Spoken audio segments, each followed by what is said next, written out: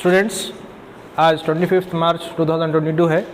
आज हम थियोडलाइट की मदद से बहुत इम्पॉर्टेंट जो एक्सपेरिमेंट है डिफ्लेक्शन एंगल मालूम करने का जो तरीक़ा है उसको देखने, समझने और सीखने की कोशिश करेंगे। ठीक है।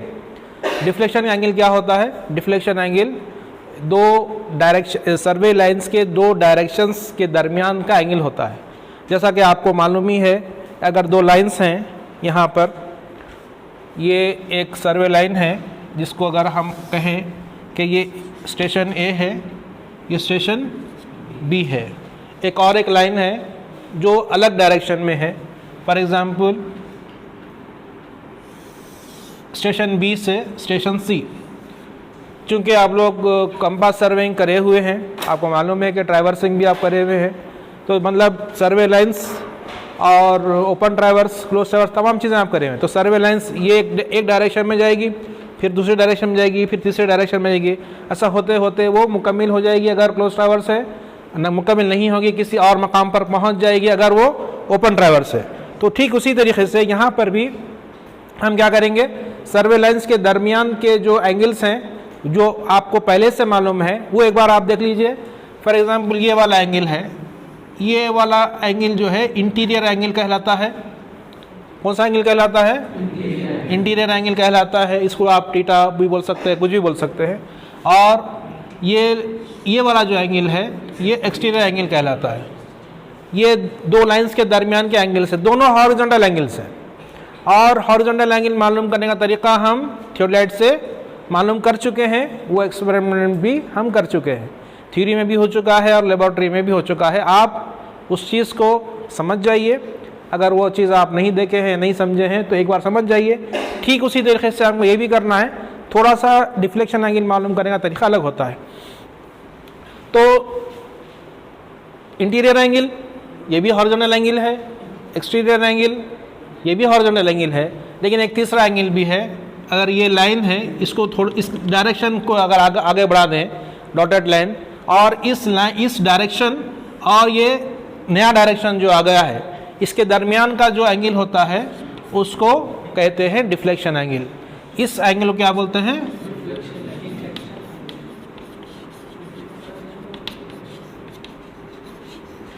डिफ्लेक्शन एंगल कहेंगे। ठीक है। अब ये एंगल आपको कैसे मालूम करेंगे? थियोडलाइट की मदद से। ये आज हमको देखना है, इसीलिए मैं थोड़ा सा बोर्ड पर भी पढ़ाऊंगा और बाकी का आपको हम इंस्ट्रूमेंट के ज़रिए भी समझाने की कोशिश करेंगे।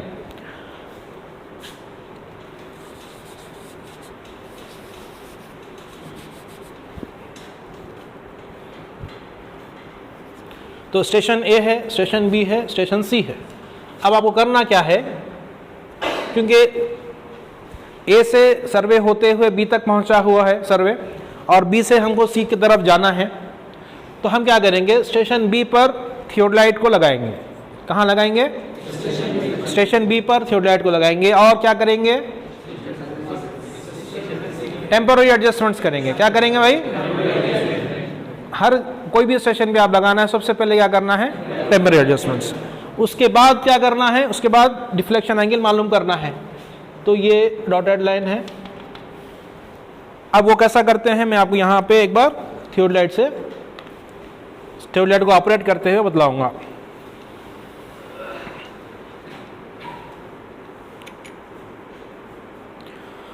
तो थियोडलाइट को स्टेशन बी पे लगाएं और टेम्पररी एडजस्टमेंट्स कर दें। टेम्पररी एडजस्टमेंट्स में क्या क्या है?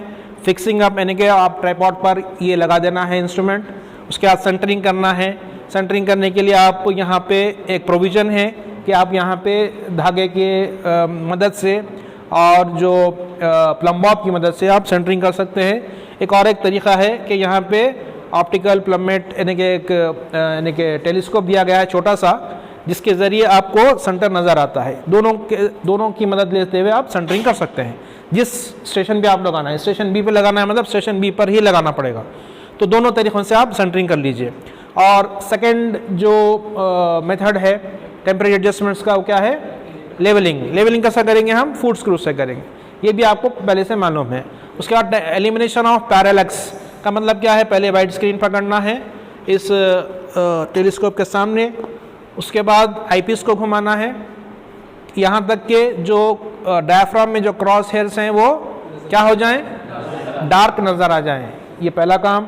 उसके बाद वाइट स्क्रीन हटाने के बाद फोकसिंग स्क्रू, ये वाला जो स्क्रू है इसको आप घुमाएंगे, यहाँ तक के जो ऑब्जेक्ट है, जो भी ऑब्जेक्ट है आगे जो नज़र आ रहा है वो ऑब्जेक्ट सही से क्लियरली नज़र आ जाना।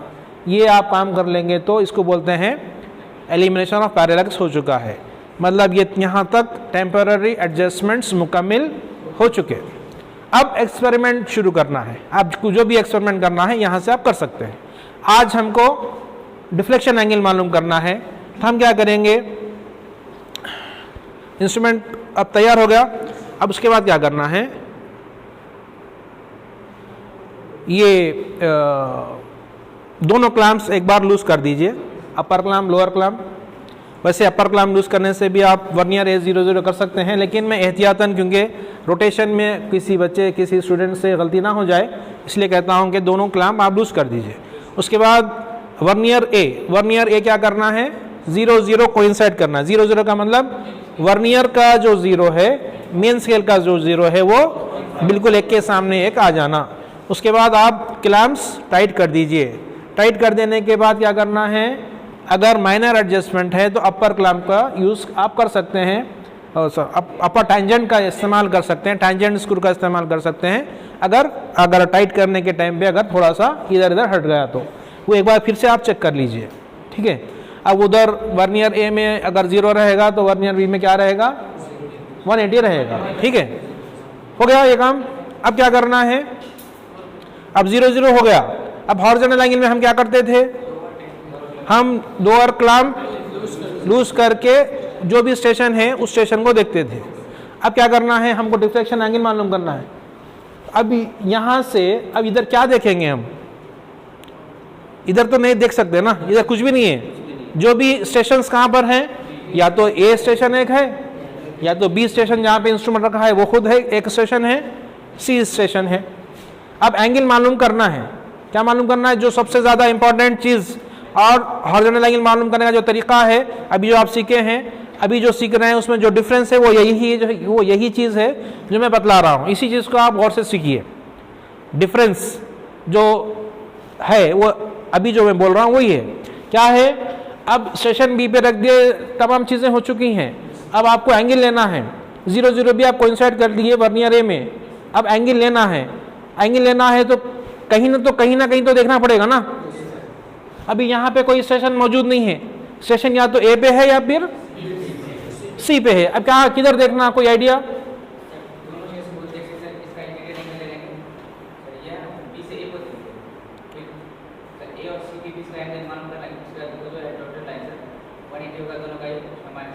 हमारे जो साथी कहे हैं कि भैया आप पहले स्टेशन बी से ए को देख लें, ए उसके बाद फिर सी को देख लें, ये वाला एंगल मालूम कर लीजिए, फिर 180 में से वो माइनस कर लीजिए, ऐसा हो जाएगा। ऐसा बोले, बहुत अच्छी बात है, वेरी गुड, अच्छा आइडिया है। मतलब आप लोगों के पास आइडिया है, क्या है आइडिया रहना। इंजीनियर अगर आप हैं तो क्या रहना आपके पास आइडिया। बगैर आइडिया के कोई इंजीनियर कुछ भी नहीं कर सकते आप, आइडिया नहीं है तो। कोई भी चीज़ प्रॉब्लम आया, कोई एनालिसिस पार्ट आया, कोई डिज़ाइन पार्ट आया, कोई एग्जीक्यूशन में प्रॉब्लम आया, क्या रहना है, अगर आप इंजीनियरिंग स्टूडेंट हैं तो आपके पास आइडियाज़ रहना, एक नहीं, दो नहीं, तीन नहीं, कोई ना कोई आइडिया आपको काम आ जाएगा। तो बहुत अच्छी बात है कि आप सोच रहे हैं, हमारा काम सोचना है, हम सोच रहे हैं। अब सुनिए कि करना क्या है। स्टेशन बी पे अभी हम हैं, इंस्ट्रूमेंट 0-0 कर दिए हैं। अब लोअर क्लैम्प लूज करके ए को देखना। किसको देखना? स्टेशन ए है, सी है, किसको देखना है भाई? फॉर एग्जाम्पल ये लोअर क्लैम्प है, ये लूज कर दिया मैं, किसको देखना है? फॉर एग्जाम्पल उधर ए है, किधर है? उस तरफ ए है, ऐसा मैं मान लिया। ऐसा मैं क्या करा? उधर ए है ऐसा मैं मान चुका हूँ, तो उधर मैं देख लिया। उसके बाद क्या करना है, जिसको लूज किया था लोअर क्लैम्प टाइट कर देना। ये तो पहले से टाइट है। अब क्या करना है, ट्रांजिट कर देना। क्या कर देना? ये इंपॉर्टेंट चीज़ है। क्या कर देना? हाँ, अभी पेन है ना मेरे पास।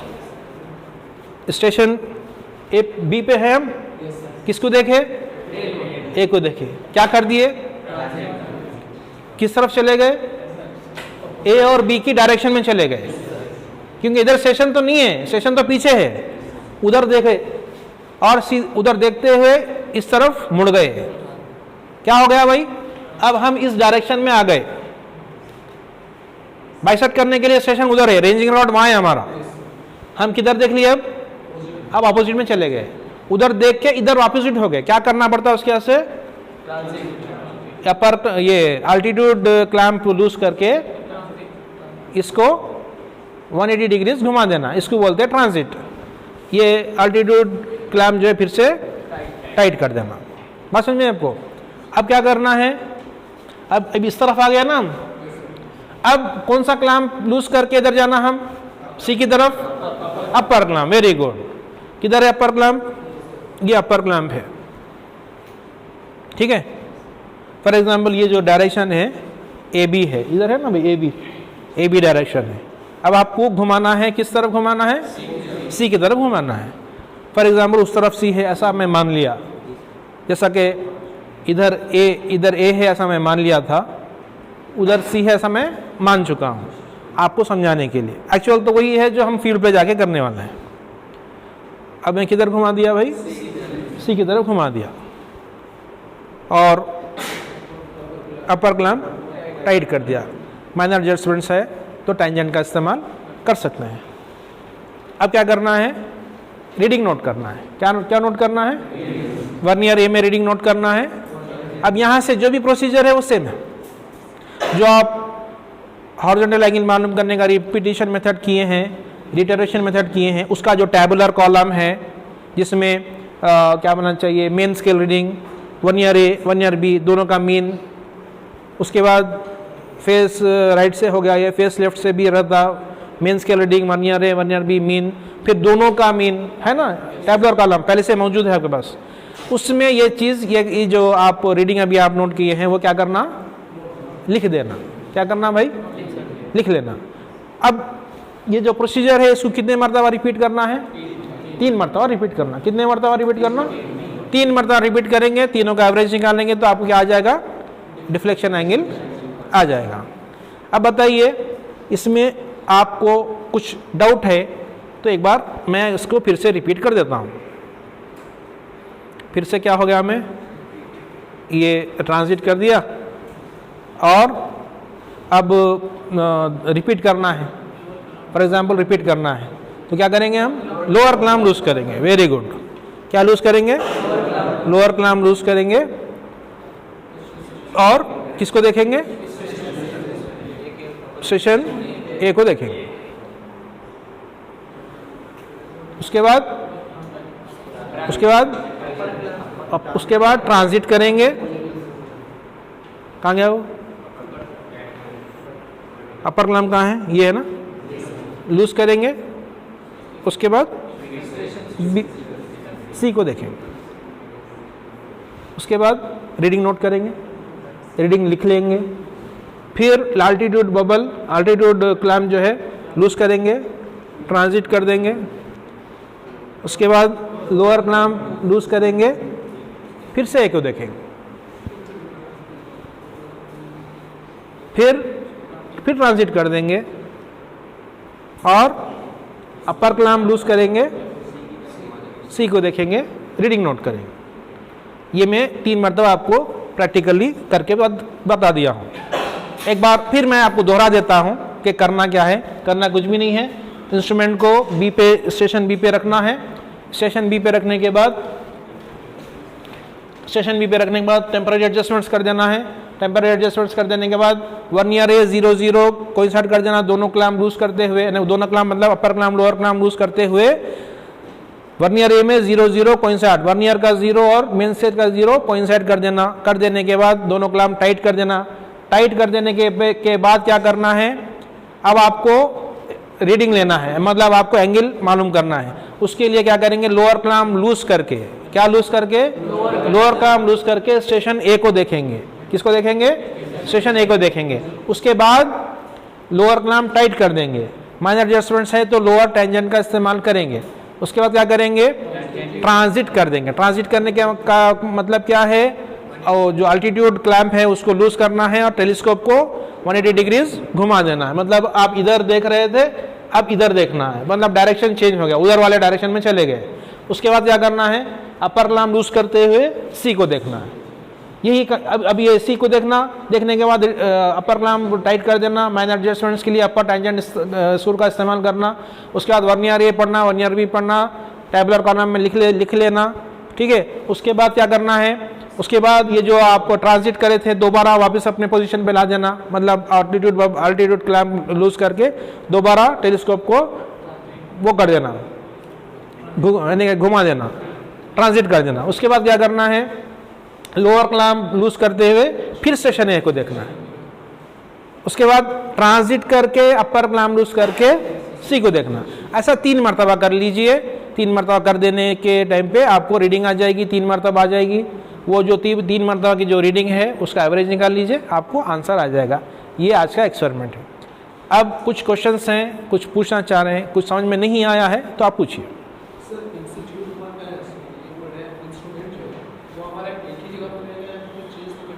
नहीं,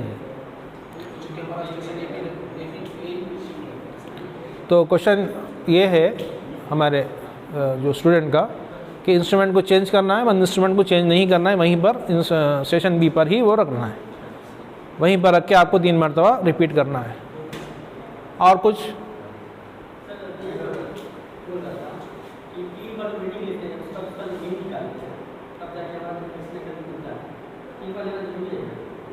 जी,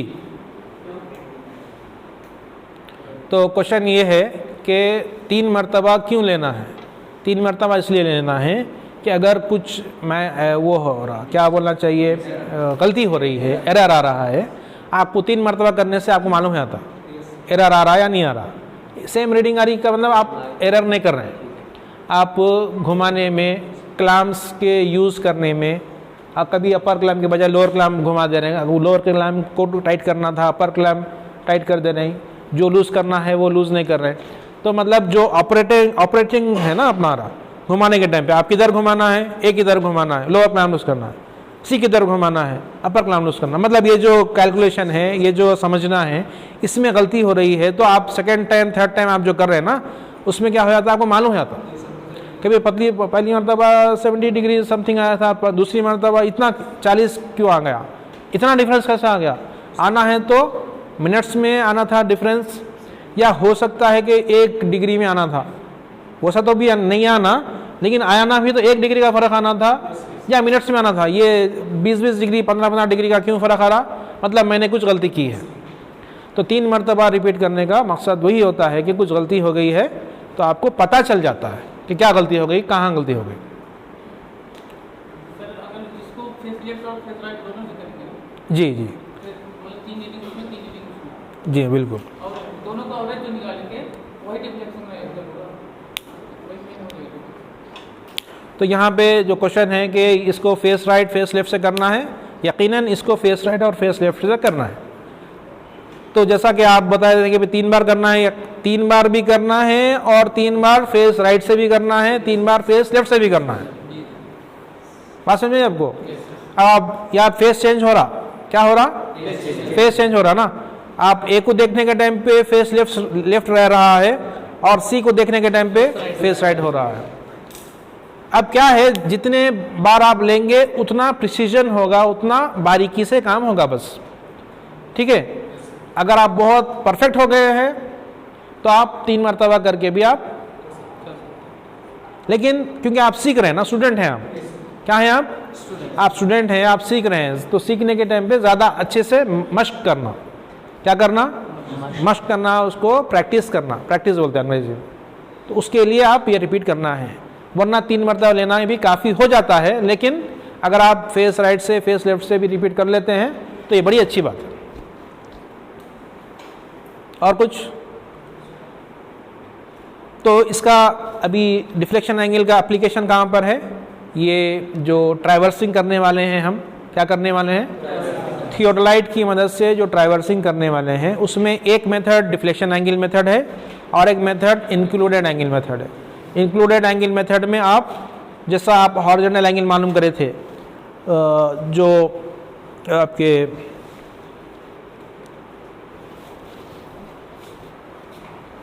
फॉर एग्जांपल अगर ट्रैवर्स है, ये कह सके क्लोज ट्रैवर्स है या ओपन ट्रैवर्स है, जैसा भी है, फॉर एग्जांपल क्लोज ट्रैवर्स है, ये स्टेशन ए है, स्टेशन बी है, सी है, डी है, ई है, ए है। अगर ऐसा ट्रैवर्स है तो प्रिफरेबल ये है कि आप हॉरिजॉन्टल एंगल की मदद से, आप यानी कि इंक्लूडेड एंगल मेथड से आप ट्रैवर्सिंग कर ले सकते हैं, या डिफ्लेक्शन एंगल मेथड से भी आप ट्रैवर्सिंग कर सकते हैं। इंक्लूडेड एंगल का मतलब क्या है, आपको एंगल ए मालूम करना होगा, यानी कि स्टेशन ए पर रख के बी को देखना, 0 रख के ई को देखना, मतलब यहाँ दोनों तरफ रेंजिंग रॉड्स रख लेना। उसके बाद क्या आ जाएगा, एंगल ए आ जाएगा ना, ये एंगल ए आ जाएगा। फिर ये डिस्टेंस आ जाएगा, D1, D2, D3। For example ये D1 है, ये D2 है, ये D3 है, ये ऑलरेडी आप ये तमाम चीज़ें कंपास सर्वे में कर चुके हैं। और D5 है। ये एंगल ए मालूम करेंगे हॉरिजॉन्टल एंगल मालूम करने के तरीके से। यहाँ पे इंस्ट्रूमेंट रख के ए को देखेंगे, इधर सी को देखेंगे, एंगल बी आ जाएगा, एंगल सी आ जाएगा, यहाँ क्या आ जाएगा, एंगल डी आ जाएगा, यहाँ क्या आ जाएगा, एंगल ई आ जाएगा। ये तमाम एंगल्स आ जाने के बाद और डिस्टेंस आ जाने के बाद आप क्या कर सकते हैं, ट्रैवर्स बना सकते हैं, ट्रैवर्स की ड्राइंग कर सकते हैं, उससे कैलकुलेशंस कर सकते हैं, तमाम चीज़ें कर सकते हैं। लेकिन आप डिफ्लेक्शन एंगल मेथड, मतलब अभी जो मेथड बतलाया गया उससे करना चाह रहे हैं, तो जैसा कि ये स्टेशन ए और बी है, ये सी है, मतलब ये सेम चीज़, तो यहाँ पे आप, यहाँ पे वो बनेगा, क्या बनेगा भाई, डिफ्लेक्शन एंगल बनेगा। तो यहाँ पे रखकर जो ऐसा भाई बताया हूँ मैं वैसा कर लेंगे। ये बी है, ये सी है, ये डी है, तो ये क्या बनेगा, ये डिफ्लेक्शन एंगल 1, ये डिफ्लेक्शन एंगल 2, ये डी, ये सी है, ये डी है, ये ई है, ये क्या बन जाएगा, डिफ्लेक्शन एंगल 3, 5 बोलते हैं ना इसको हम, 5-1, 5-2, 5-3।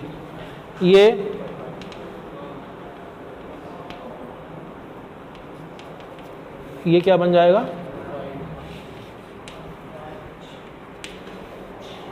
ये क्या हो जाएगा भाई, डिफ्लेक्शन एंगल।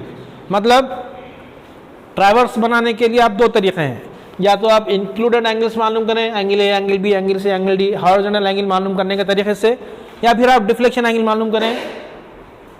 ए पर 5, मतलब डायरेक्शंस, डिफ्लेक्शन एंगल क्या है, सर्वे लाइन का पुराना डायरेक्शन, सर्वे लाइन का नया डायरेक्शन, दो डायरेक्शंस के दरमियान जो एंगल बन रहा है, दो डायरेक्शंस के दरमियान के एंगल को क्या बोलते हैं, दो लाइंस के दरमियान के एंगल को इंक्लूडेड इंटीरियर एंगल बोल सकते हैं या एक्सटीरियर एंगल बोल सकते हैं। दो लाइंस के दरमियान का एंगल, ये वाला एंगल। लेकिन डायरेक्शंस का एंगल, ये एक डायरेक्शन है, ये एक डायरेक्शन है, इसको बोलते हैं डिफ्लेक्शन एंगल।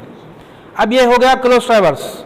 इसमें प्रिफरेबल है कि आप इंक्लूडेड एंगल मेथड से कर लें, डिफ्लेक्शन एंगल मेथड से भी आप कर सकते हैं। लेकिन डिफ्लेक्शन एंगल मेथड सबसे ज़्यादा इस्तेमाल होता है ओपन ट्रैवर्स में। कहाँ इस्तेमाल होता है, ओपन ट्रैवर्स में। ओपन ट्रैवर्स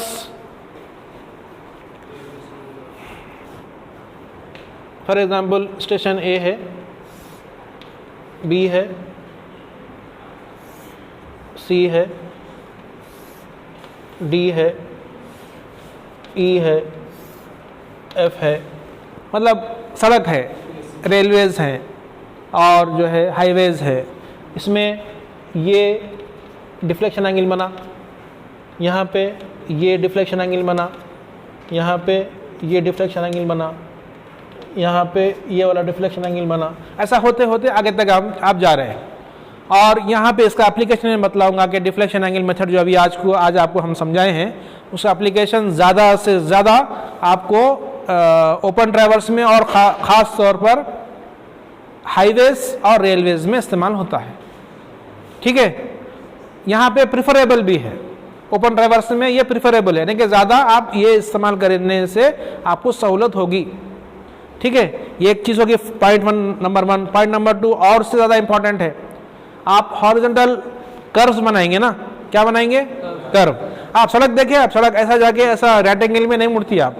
ये बस्तियों की जो सड़क है, लोकेलिटी की सड़क है, वो 90 डिग्रीज पे टर्न हो जाती है, लेकिन हाईवेज 90 डिग्रीज पर टर्न नहीं होते, उसमें क्या रहता, कर्व देना पड़ता। क्या देना पड़ता, जो आपका यूनिट नंबर 3 है आपके पास, तो कर्व देना पड़ेगा। फॉर एग्जाम्पल ये यहाँ से ये रोड ऐसा जा रही, ऐसा जाना है, आप यही चीज़ हाईवे पे कैसा देंगे, कर्व। आपको कर्व बनाना पड़ेगा। क्या बनाना पड़ेगा, कर्व बनाने से क्या नहीं होता, एक्सीडेंट्स नहीं होते, और जो स्पीड में गाड़ी जा रही है उसी स्पीड में गाड़ी टर्न हो जाती है। और रेलवेज में तो कर्व देना ही देना है।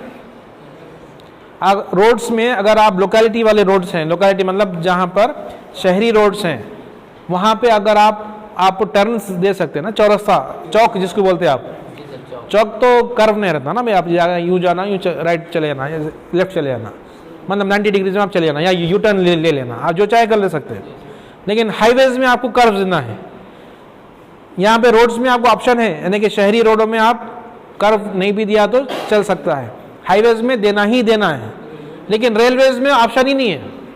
इतनी बड़ी ट्रेन को आप 90 डिग्रीज पे टर्न कर्व देना ही देना है, और वो आपको सीखना है।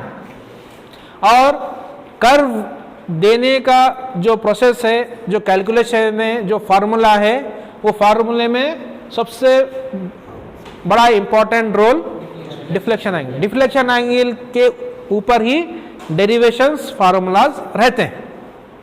बगैर डिफ्लेक्शन एंगल के आप कर्व डिजाइन नहीं कर सकते। तो डिफ्लेक्शन एंगल क्योंकि इंपॉर्टेंट है, इसलिए आप लोगों को मैंने आज ये समझाया है। और ना सिर्फ ये इंपॉर्टेंट है बल्कि इसका एप्लीकेशन भी है, इसका इस्तेमाल भी है।